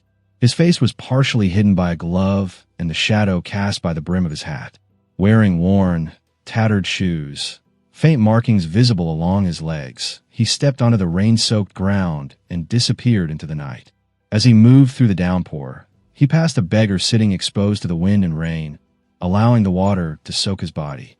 When the man walked past, the beggar slowly lifted his head, his eyes glowing faintly as he watched the figure fade into the darkness. A sudden clap of thunder split the night, and the scene abruptly reset. The mysterious man now stood before the Black Snake sect.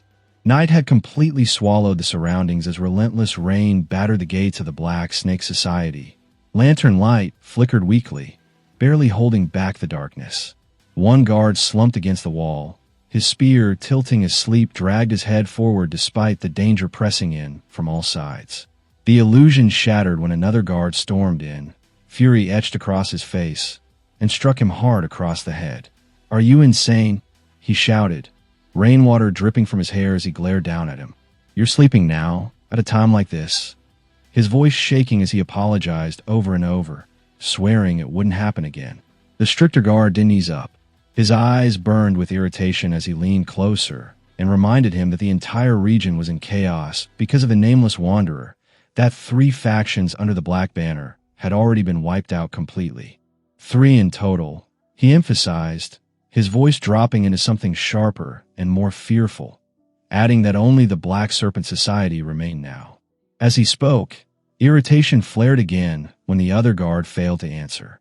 He snapped his fingers in front of the man's face and barked, demanding to know if he had fallen asleep again already. When there was still no response, unease crept up his spine. His gaze dropped, and the world seemed to slow. The guard's body stood unnaturally stiff, eyes lifeless, a thin crimson line freshly carved across his throat. Blood still glistened beneath the rain, too fresh to belong to the storm. Shock crushed the breath from his lungs. There was no doubt left in his mind. Only one person could have done this. Before he could turn or shout, Sosum appeared behind him without a sound. Steel flashed once, clean and precise, and the guard's throat opened as if drawn by an invisible line. Both bodies collapsed heavily onto the stone, blood pooling as rain carried it away. Sosum stood there briefly, his expression cold and unreadable, before stepping forward and entering the Black Snake Society. Inside, the air was already tight with tension. Dozens of men waited, gripping swords, daggers, and knives, their weapons reflecting lantern light in jittery flashes that betrayed their nerves. Sosum's posture shifted subtly, alert but unhurried, like a predator stepping into territory it already owned.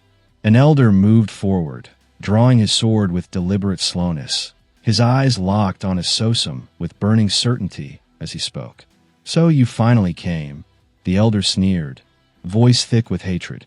I knew that nameless rat wouldn't stay hidden forever. Arrows lay embedded in the ground before Sosum, a crude barrier meant to warn him that they were ready. Sosum didn't respond. Rain slid down his hair and cloak as thunder suddenly tore through the sky, the sound crashing like a signal sent from above. The elder took it as his cue and roared for his men to kill Sosum and tear him apart. They rushed him together. Sosum activated his skill, and the moment his sword moved, the world seemed to lose coherence. His blade carved through the crowd in a single overwhelming arc, a sweep so absolute that bodies collapsed almost simultaneously, heads separating from shoulders as blood sprayed into the rain. It wasn't a fight. It was execution carried out with ruthless efficiency. The few men who survived stood frozen, unable to process what they were seeing. One of them, trembling violently, turned toward the elder and asked in a cracking voice what they should do next. The elder screamed back, rage barely masking his fear, ordering him to move and declaring that he would kill Sosum himself. He charged recklessly, abandoning caution entirely. Sosum seized one man and lifted him effortlessly, then caught the elder mid-charge, dragging both bodies together as his sword drove straight through their stomachs in a single merciless thrust. They died instantly, shock etched permanently across their faces as they collapsed at his feet. A bald man attacked from behind, shouting insults and laughing with desperation as he claimed he had finally caught Sosum. He ordered him to stand still and hand over his head, convinced that numbers and noise could still change his fate. Sosum turned slowly toward him. Without hesitation, he activated his inventory, a blade appearing in his grasp, as if reality itself had glitched. In one smooth motion, he sliced the man's throat open. The body dropped, and the remaining men stared in disbelief, unable to understand how a weapon had appeared out of nothing. In that moment of shock, an elderly man hurled a dagger with all his strength.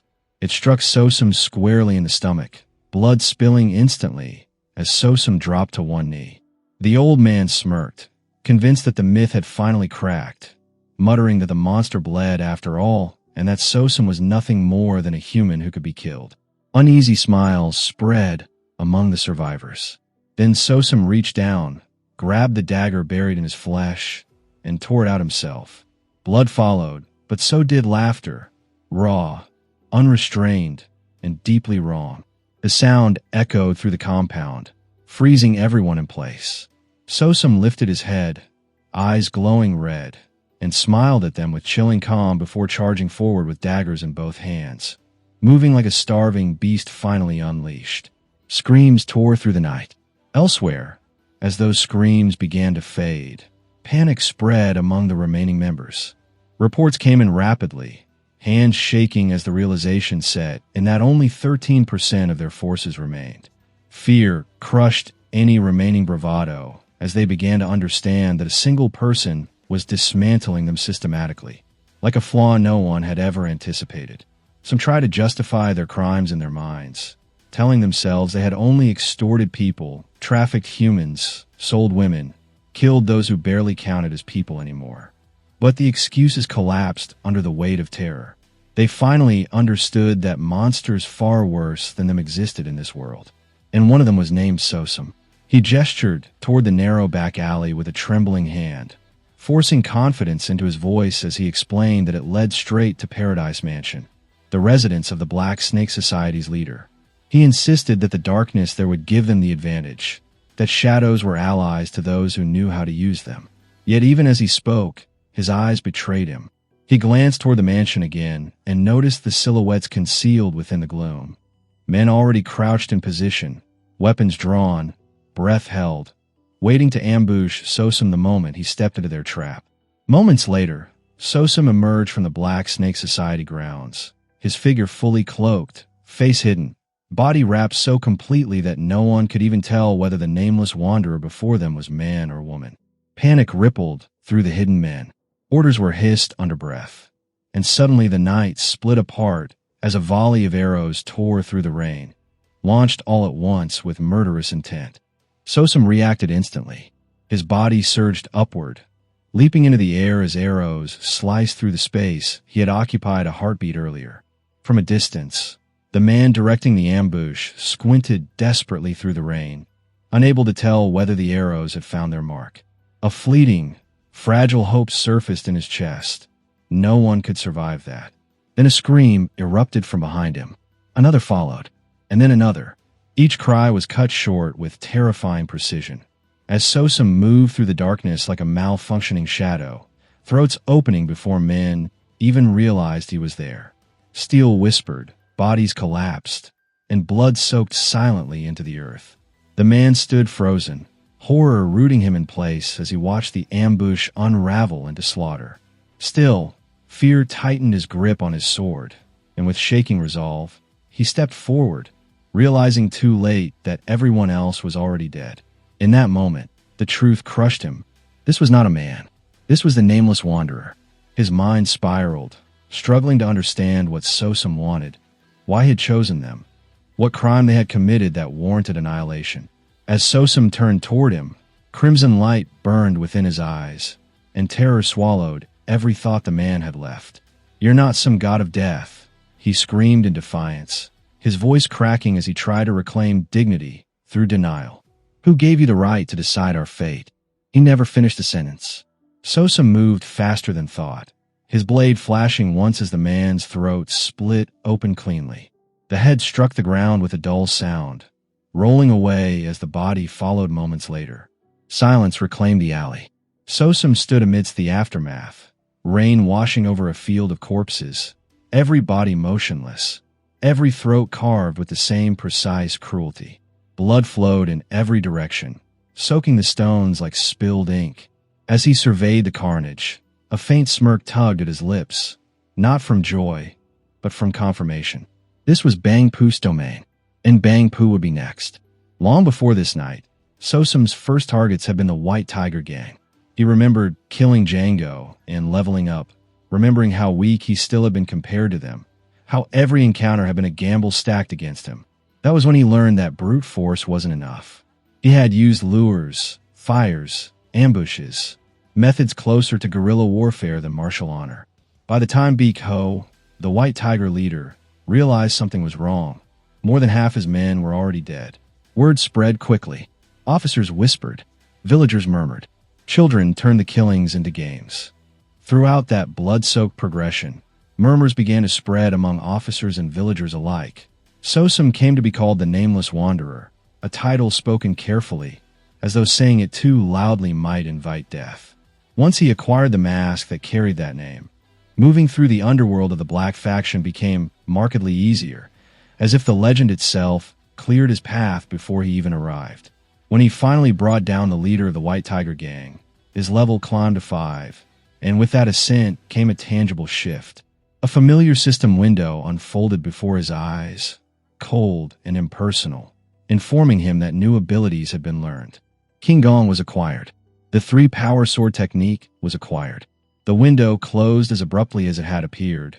King Gong was listed as a martial technique designed to lighten the body, currently applied at level 0. The 3-power sword technique revealed its first form, Sweep of 1,000 Soldiers, described as a powerful horizontal slash, applied at level 1 with 0% mastery. Sosum allowed a faint, restrained smirk to surface as he contemplated the implications of that technique, already imagining how devastating it could become in practice. By the time children in the streets began turning his deeds into games, imitating the movements of the so-called Nameless Wanderer with sticks and laughter, the Red Wolf cult had already been wiped from existence. In Dingyong, only one pillar of the Black Faction remained standing, the Black Snake Society.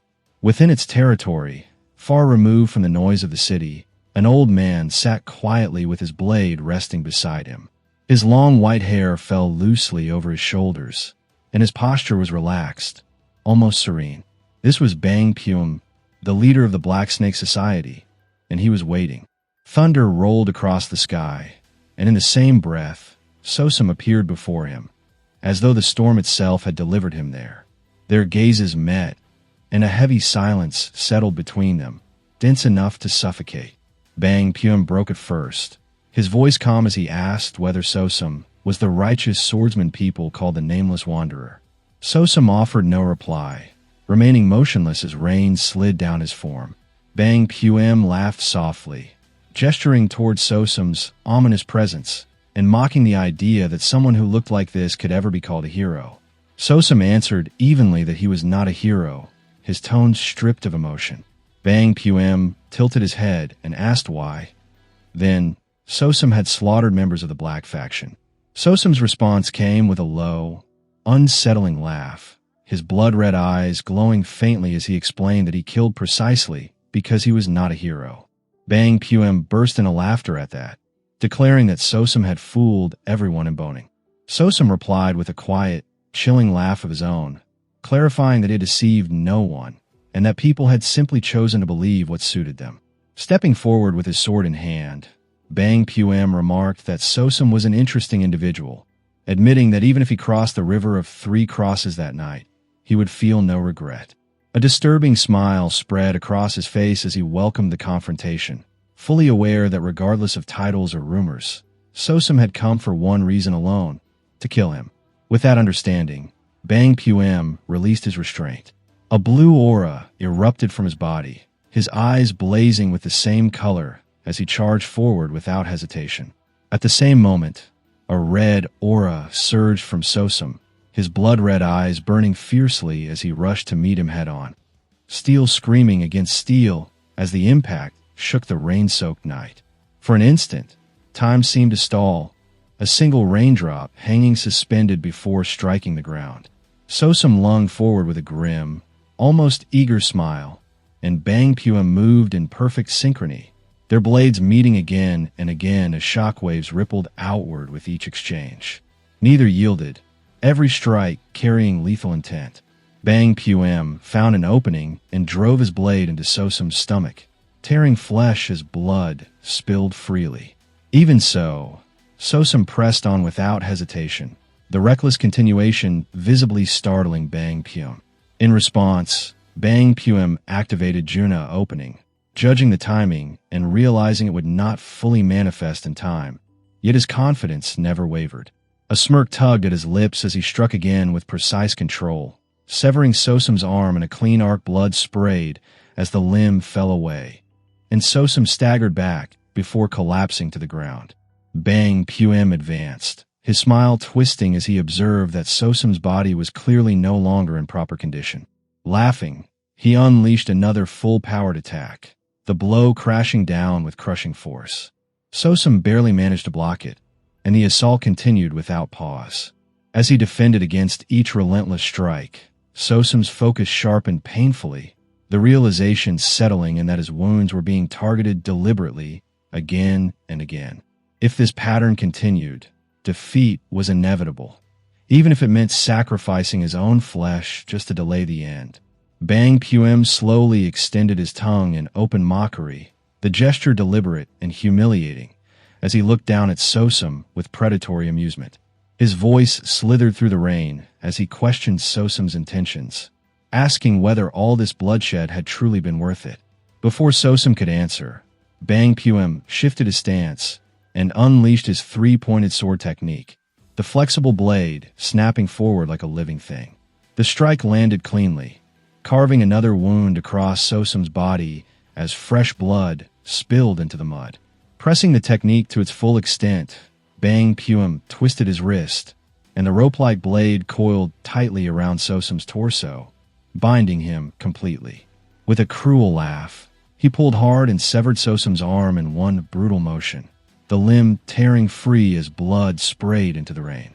Bang Puem laughed triumphantly, declaring that he had finally caught him and praising the technique for working flawlessly, remarking with twisted pride that it was his first time wielding a flexible sword in real combat. Sosum, still bound and bleeding, lifted his head and smirked. Before Bang Puem could react, Sosum drove his foot into the ground and kicked forward with explosive force, sending Bang Puem flying backward. The old man crashed across the courtyard, skidding through mud and shattered stone before finally coming to a halt. Sosum stared in disbelief as Bang Puem rose once more, his posture steady despite the impact. Behind him, the shadows began to writhe unnaturally, and from within them emerged a massive blue serpent, its presence suffocating. Bang Puem glanced back at the towering shape and smirked again, remarking aloud on how abnormal Sosum truly was. He muttered that only 10% of his strength remained unused, yet even that would be more than enough. To Bang Puem, the situation felt less like a duel and more like a hunt. He observed aloud that Sosum had willingly used his own body as bait, noting with interest that this was not how martial artists fought, but how assassins and hunters operated. In a life-and-death battle between martial artists, he explained coldly, the one who concealed more always held the advantage. Bang Puem had far more left to reveal. Sosum, by contrast, had exposed almost everything. That imbalance, he declared confidently, was Sosum's fatal flaw. Ripping open his shirt, Bang Puem revealed skin patterned unnaturally like scales, announcing that Sosum had nothing left. He merged fully with the shadow snake, flesh and shadow blending into a single monstrous form as overwhelming power surged outward and lifted him into the air. Sosum watched the transformation in stunned silence. Bang Puem grinned down at him and mocked him openly, declaring that Sosum would die just as Lania once had, sneering as he called him nothing more than an unnamed killer ghost. The colossal serpent opened its jaws and lunged forward, its translucent blue body stretching across the battlefield like a living building, large enough to blot out the rain-soaked sky. As the snake charged, Sosum slammed his feet into the ground, triggering a violent explosion of dust and debris that swallowed the courtyard whole. Bang Puem laughed from within the chaos, shouting that resistance was futile, and ordered his shadow serpent to strike straight through the dust cloud. The massive form pierced the storm of debris and impaled a body cleanly. Bang Puem laughed louder, declaring that he had finally caught the little nuisance. But his triumph faltered when he looked closer. The body skewered by the serpent was not Sosum. It was one of his own men, dragged into place as a decoy. Realization hit him like ice water. His laughter died as his eyes snapped upward. Above him, Sosum hovered in the rain, completely unharmed, his blade raised high. Without hesitation, Sosum activated the Three Forces sword art, channeling everything into its core form, the striking slash. Laughing low and feral, he plunged downward, driving the blade straight toward Bang Puem and forcing him into the ground with crushing force. Just before impact, Sosum felt his sword stop. Bang Puem had caught the blade with his bare hands, sacrificing flesh to halt its momentum before it could reach his heart.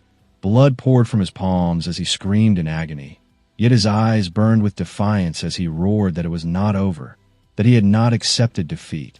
With a furious bellow, Bang Puem contracted the chains of his flexible weapon at full speed and counterattacked.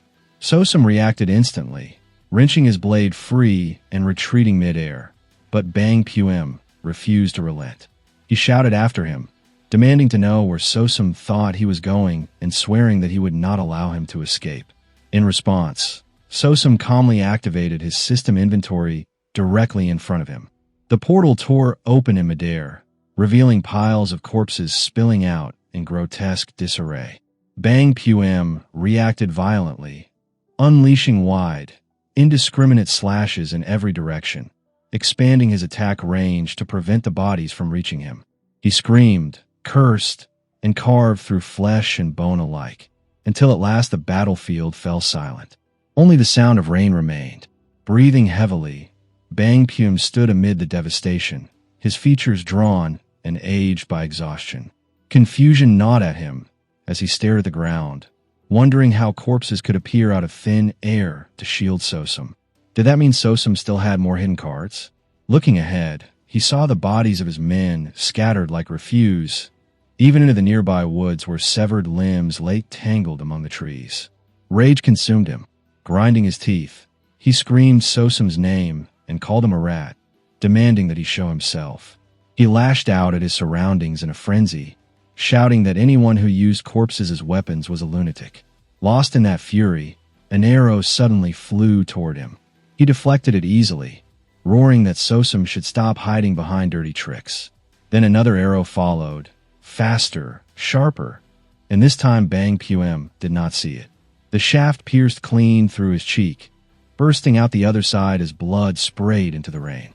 Shock froze his expression as understanding finally settled in. Before his eyes, terrifying hallucinations formed, coalescing into the image of a massive, fanged wolf staring him down. In that instant, Bang Puem understood the truth with horrifying clarity. He was no longer the hunter. He was the prey. His face twisted into something ugly and terrified, demonic in its disbelief, as he struggled to comprehend how such a fate could have befallen him. Suddenly, Bang Puem sent something charging straight toward him at full speed. He reacted instantly, lunging forward like a cornered beast. His face twisted with madness as he shouted that he had finally found his target.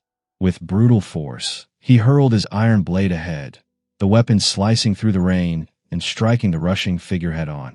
Only then did realization crash down on him. It was yet another corpse, manipulated and thrown forward by Sosum as bait. In that same instant, before Bang Puem could even turn his head, the most merciless killing intent he had ever experienced exploded behind him. It was sharp, suffocating, and absolute. There was no time to react. A spear drove clean through his back, tearing through armor and flesh alike, its tip bursting from his chest as blood poured out onto the soaked ground. Behind him stood Sosum, framed by piles of corpses strewn across the courtyard like discarded tools. The sight was grotesque and overwhelming, a battlefield sculpted entirely by one man. With casual indifference, Sosum twisted the spear and pulled it free, letting Bang Puem stagger forward helplessly. Clutching his impaled chest with trembling hands, the old man spat blood and cursed Sosum, calling him a bastard as he laughed weakly through the pain. He declared that Sosum had finally slaughtered every last member of the Black Snake Society in Banyang. His legs gave out, and he collapsed to his knees as Sosum's shadow stretched over him, vast and inescapable. Sosum stepped closer and spoke calmly, his voice devoid of emotion, asking why Bang Puem had chosen this path in the first place. Before the old man could even form a reply, Sosum interrupted him without raising his voice, asking instead whether anyone ever truly needed a reason.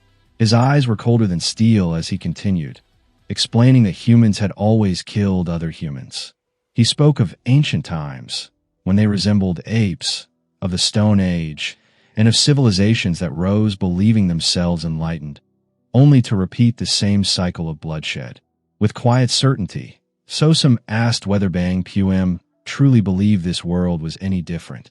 Lowering his blade to the old man's throat, Sosum stated plainly that the strong had always trampled and stolen from the weak.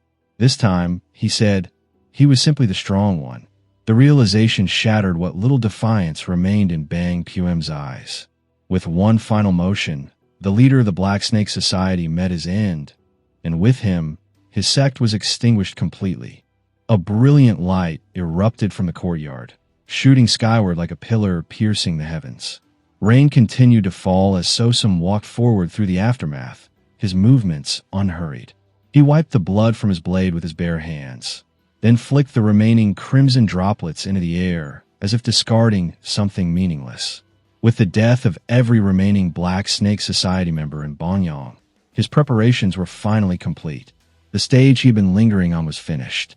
Ahead lay a new phase, one where the strong were stronger, the enemies sharper, and the prey far more dangerous. It was time to move on to Mim's Django. The scene shifted deep into the forested mountains, where the weather was no kinder. Thunder roared endlessly as rain lashed down upon an unknown sect hidden among towering peaks. Within its palace, warriors stood lined along both sides, faces concealed, their presence bathed in ominous red light. At the center, behind a veiled throne, sat the sect's leader, his figure barely visible through the curtain. In a low, commanding voice, he asked how much time remained before the orthodox, demonic war. One warrior immediately dropped to his knees and answered that 2 years remained. Hearing this, the leader nodded slowly and announced that the time had come to begin the grand plan, piece by piece. He called out a single name, Guangwun. At once, a man stepped forward and knelt on one knee, responding loudly that he was present. The leader raised a finger to his lips, silencing him before speaking again. In a calm, chilling tone, he ordered Guangwun to execute the first stratagem. The words sent a shiver down the man's spine. Yet he lowered his head and answered without hesitation that he would obey the command. What's your prediction for the next chapter? Comment it below and hype the video if you enjoyed it. Smash like, subscribe, and stay tuned for more recaps. Explore this channel or head to Panel Pursuit for even more cheers.